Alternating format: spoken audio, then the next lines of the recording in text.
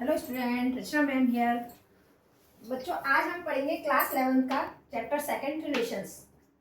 बच्चों, रिलेशंस को समझने से पहले हमको दो चीजें समझनी है, एक ऑर्डर्ड पेयर और कार्टेशियन प्रोडक्ट।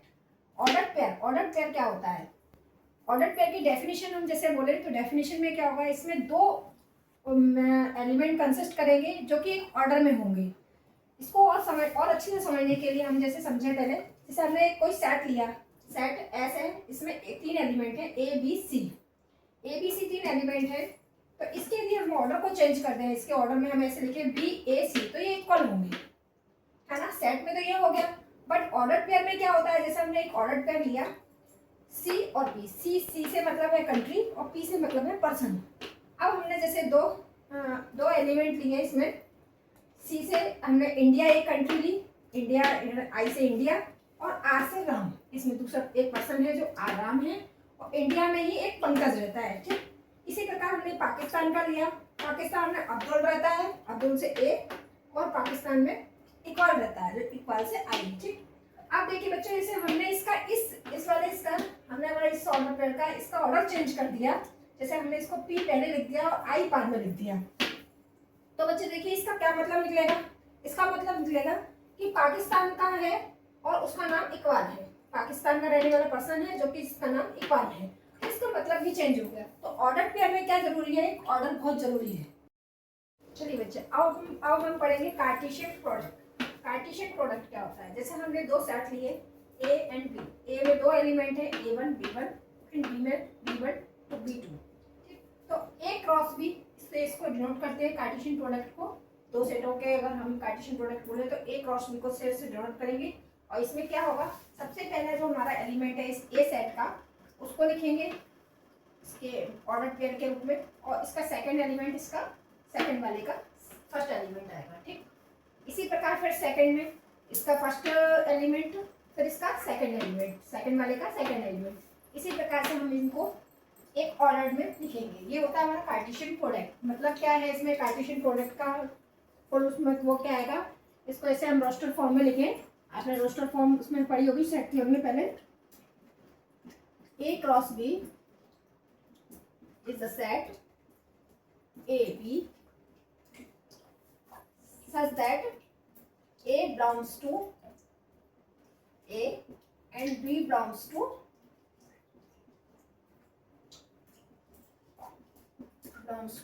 B। मतलब A क्रॉस B क्या है, दो एलिमेंट है इसमें A B, जो कि A belongs to A है और B belongs to B है। ये हमारा कार्टेशियन प्रोडक्ट आ जाएगा इनका, ठीक। अब A B की जगह हम कुछ भी रख सकते हैं, A1 A2 और B1 B2। ये होता है कार्टेशियन प्रोडक्ट। ओके बच्चों, अब इसको हम एक एग्जाम्पल के थ्रू भी समझ सकते हैं। एग्जाम्पल ले लें, जैसे हम इसके एक आप एग्जाम्पल ले लेते हैं।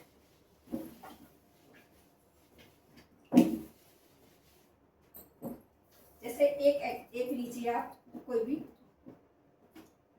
1 2 3, एक सेट लिया हमने, एक सेट लिया, सेकंड सेट 2 और 3 है, डिस्टिंक्ट लेना से सही रहेगा 4 एंड 5। ओके, तो हमारा इसका कार्टेशियन प्रोडक्ट क्या होगा, ए क्रॉस बी।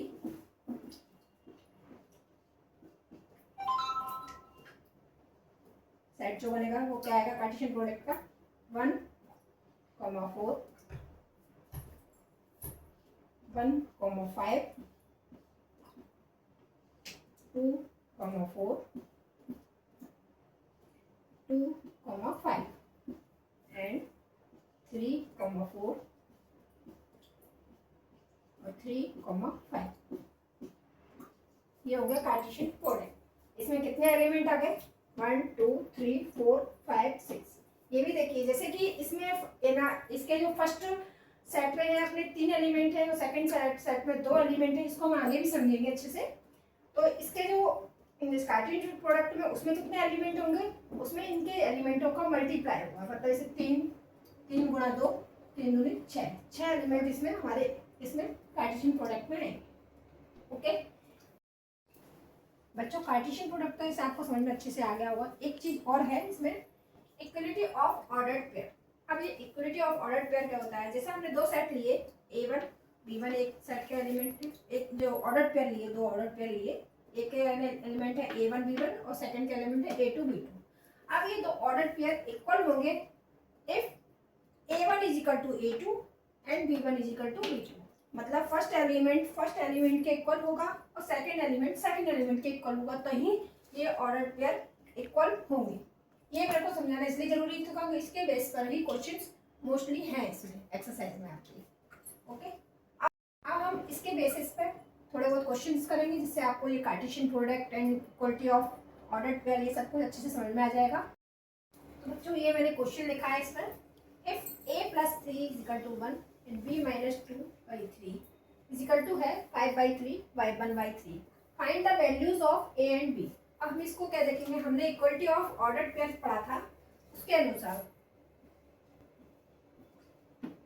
उससे हम देखेंगे इक्वलिटी ऑफ ऑर्डर पेयर क्या था कि हमारे कोई दो एलिमेंट एक ऑर्डर पेयर दूसरे ऑर्डर पेयर के इक्वल है, तो हमारा क्या होता था, उसके जो एलिमेंट होते थे वो, जैसे हमारा ये इसमें अगर एक order pair A B equal है सी डी के, तो इसका क्या था कि A इक्वल होगा C के और B इक्वल होगा B के।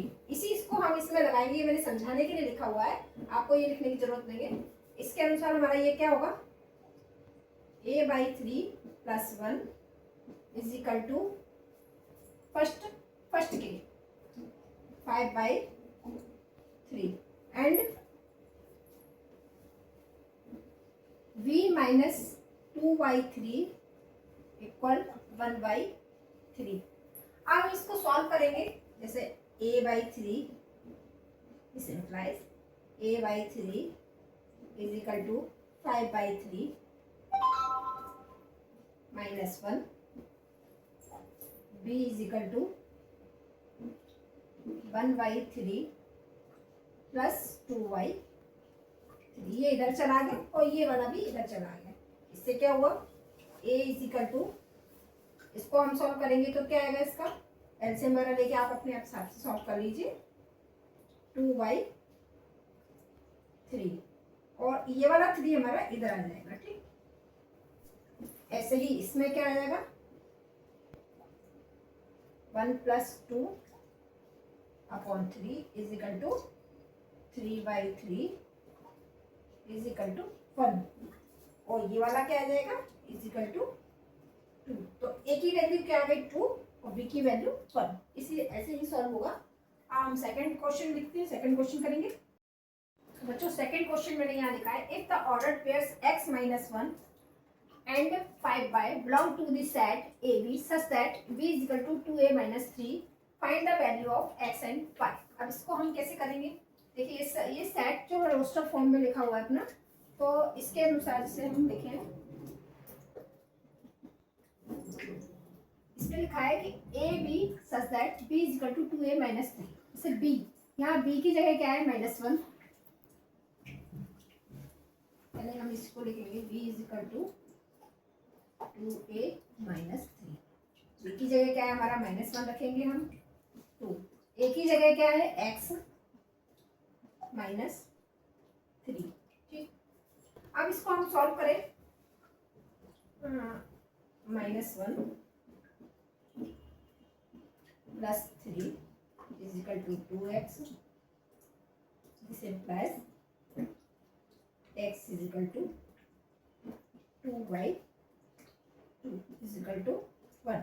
मतलब हमारी x की वैल्यू इसमें आ गई 1। ठीक, अब हमारी b इसमें क्या होगा, x की वैल्यू भी हमें निकालनी थी इसमें। हाँ, अब इसमें सेकंड, जैसे इसमें सेकंड क्या है 5, इसमें से ये हमने x की वैल्यू निकाल ली हम 5/5 एंड बाय, तो b की जगह हमारा क्या है बाय और a की जगह 5 - 3। ठीक, अब देखिए y = 10 - 3 = 7। y की वैल्यू 7 आ गई और x की वैल्यू 1 आ गई। ये आपका सॉल्व हो गया। आई होप बच्चों आपको समझ में आया होगा अच्छे से, और आपको कोई भी क्वेश्चंस हार्ड से हार्ड कोई क्वेश्चन आपको समझ में नहीं आए, आप हार्ड से हार्ड क्वेश्चन कमेंट में आप मुझसे पूछ सकते हैं, मैं आपको उसको पूरा सॉल्व करूँगी। और आप मेरे bullet train maths YouTube channel है, मेरे यूट्यूब चैनल का नाम है बुलेट ट्रेन मैथ्स, इसको सब्सक्राइब कीजिए, लाइक कीजिए। थैंक्स।